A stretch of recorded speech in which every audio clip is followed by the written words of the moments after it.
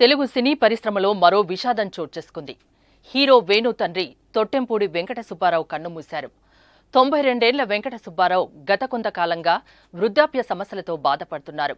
దీంతో ఆయన్ను ఇటీవల హాస్పిటల్కి తరలించారు. ఆరోగ్యం కాస్త కుదుటపడడంతో మళ్లీ ఇంటికి తీసుకొచ్చారు. ఇంతలోనే ఆయన ఆరోగ్యం క్షీణించి హైదరాబాద్లోని తన నివాసంలో సోమవారం తెల్లవారుజామున ప్రాణాలు విడిచారు. తొట్టెంపూడి వెంకట సుబ్బారావు మరణ వార్తను తెలుసుకున్న సినీ ప్రముఖులు, వేణు అభిమానులు సంతాపం తెలుపుతున్నారు. అలాగే ఆయన కుటుంబానికి ప్రగాఢ సానుభూతిని వ్యక్తం చేస్తున్నారు. గజం కేవలం 26,000 రూపాయలతో 165 గజాల భూమి కేవలం 52 లక్షలు మాత్రమే. వేణుకు పితృవియోగం వార్త తెలుసుకున్న పలువురు ఆయన్ని పరామర్శిస్తున్నారు. వేణు తండ్రి భౌతిక కాయాన్ని ప్రజల సందర్శనార్థం ఈ రోజు మధ్యాహ్నం 12 గంటల వరకు హైదరాబాద్ శ్రీనగర్ కాలనీలో ఉన్న ఆయన స్వగృహంలో ఉంచనున్నట్లు కుటుంబ సభ్యులు తెలిపారు.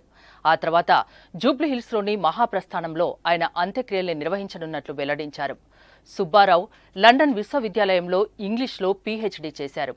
విజయవాడ, చెన్నై, మదురైలోని ప్రముఖ కాలేజీల్లో ప్రొఫెసర్గా పనిచేశారు. ఇక వేణు హీరోగా తెలుగు ప్రజలకు చాలా సుపరిచితుడు. కామెడీ, ఫ్యామిలీ, ప్రేమ కథా చిత్రాలతో ప్రేక్షకుల్ని అలరించిన ఆయన కొన్ని రోజులు కనిపించకుండా పోయారు. తన ఫ్యామిలీ బిజినెస్లు చూసుకుంటూ బిజీ అయిపోయారు. కొన్నేళ్ల గ్యాప్ తర్వాత ఇటీవల రీ ఎంట్రీ ఇచ్చారు.